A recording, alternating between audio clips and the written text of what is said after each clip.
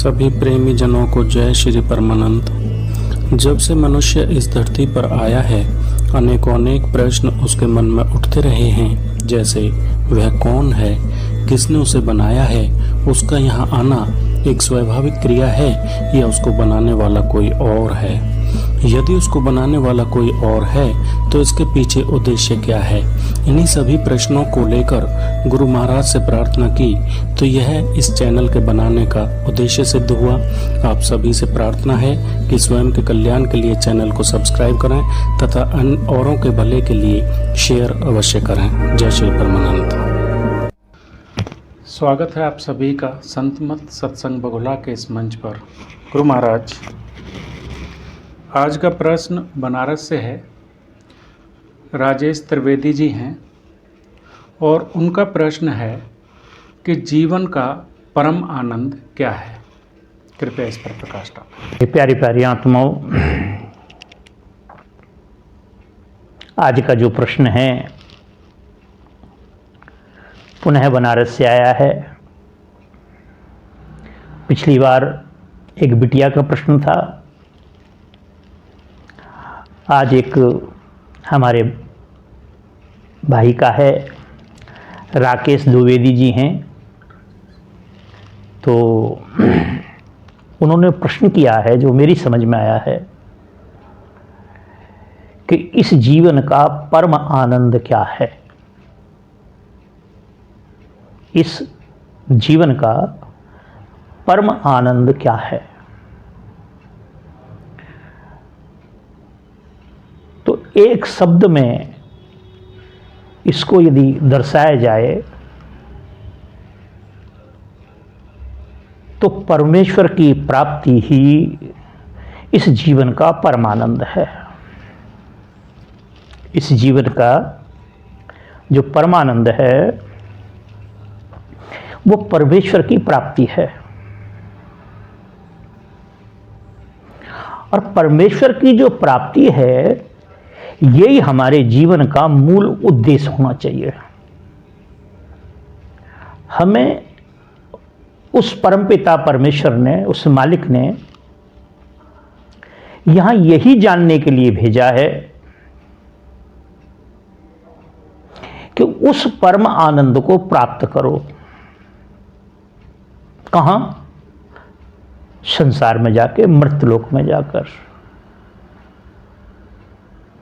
क्योंकि और किसी जगह में जाकर के कुछ भी होकर, और कहीं जाकर और कुछ भी होकर आप उस परमपिता परमेश्वर को नहीं जान सकते। जैसे कई जगह हमारे शास्त्रों में आया है, कई बार देवता लोग संतों के पास आए हैं और जिनको हम अवतार कहते हैं उनके पास भी आए हैं और वह कहते हैं कि वह परम आनंद रूपी, वह परम आनंद रूपी जो प्रसाद है, जो मोक्ष है, जो दिव्य ज्ञान है, वो हमें प्राप्त करा दे। तो उन सब ने एक ही बात कही कि ये आनंद आपको प्राप्त नहीं हो सकता क्योंकि आप देवता हैं। देवता होने का मतलब है कि आपको ज्ञान न होना। इसलिए सभी महापुरुषों ने एक ही बात कही कि पहले मृतलोक में जाएं और मृतलोक में पहले अपने आप को जाने। मैं कौन हूं, मेरा परमेश्वर कौन है, मैं कौन हूं, मेरा परमेश्वर कौन है जिसने सारे संसार की रचना की। जैसे तुलसीदास जी एक सवैया में बोलते हैं, सारे देवता लोग परेशान होते हैं, ब्रह्मा के पास जाते हैं। पहले गाय के रूप में धारण करके ब्रह्मा के पास जाते हैं, पृथ्वी रूपी। तो ब्रह्मा कहता है कि मेरे बस की बात नहीं है, चलो विष्णु जी के पास चलते हैं। तो सारे के सारे भगवान शिव वगैरह ये सारे के सारे जाते हैं। तो वहां स्तुति करते हैं उस परमेश्वर की जिसको हमें प्राप्त करना है, जिसके लिए हम यहां आए हैं।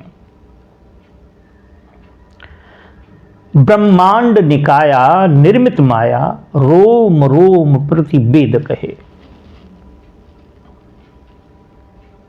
ब्रह्मांड निकाया निर्मित माया, रोम रोम प्रति वेद कहे।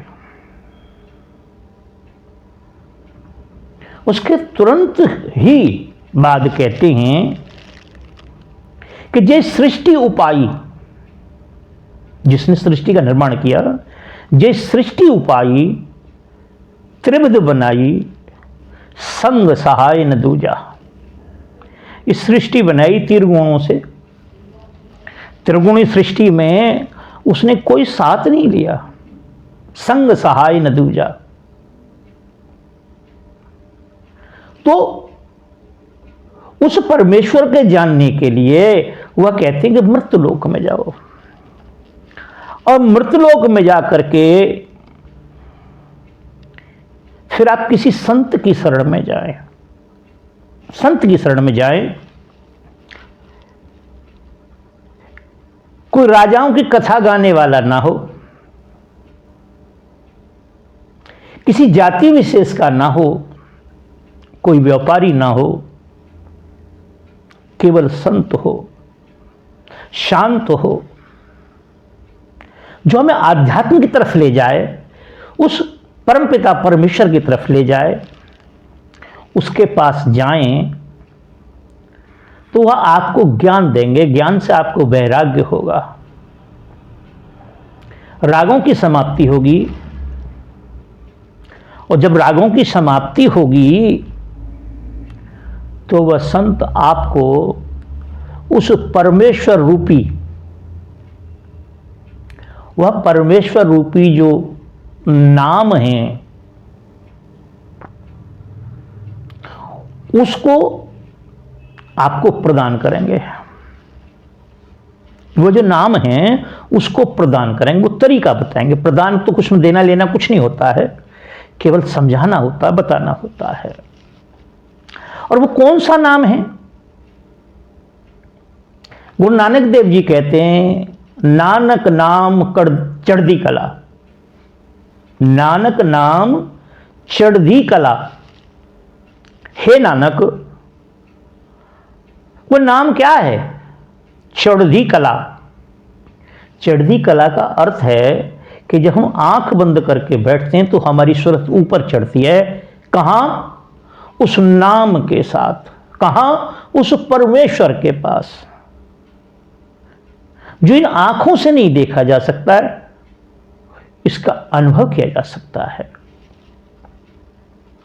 इसी प्रकार से तुलसीदास जी कहते हैं